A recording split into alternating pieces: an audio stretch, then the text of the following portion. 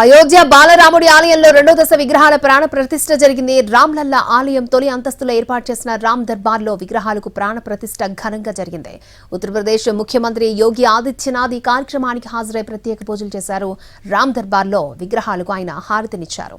ఆలయ ప్రాంగణంలోని 7 ఉపాలయాల్లో కూడా విగ్రహ ప్రతిష్ఠలు జరిగాయి.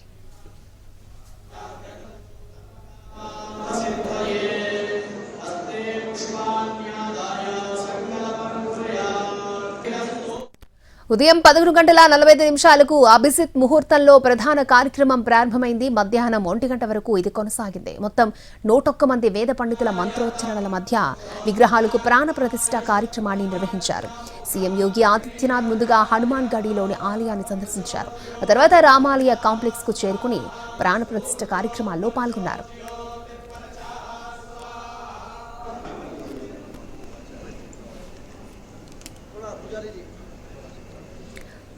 రామ్ దర్బార్ మందిరానికి అవసరమైన ద్వారాలు తెలంగాణ నుంచే తీసుకెళ్లారు. ఇక్కడి నుంచే 14 ఉపాలయాలకు ద్వారాలు తయారు చేసి పంపించారు.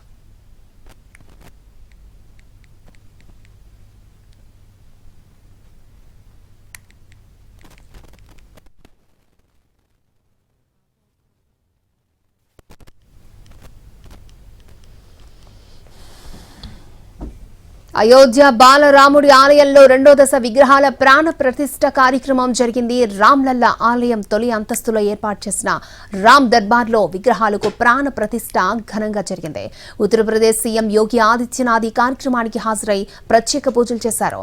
రామ్ దర్బార్లో విగ్రహాలకు ఆయన హారతినిచ్చారు. ఆలయ ప్రాంగణంలోని 7 ఉపాలయాల్లో కూడా విగ్రహ ప్రతిష్ఠలు జరిగాయి.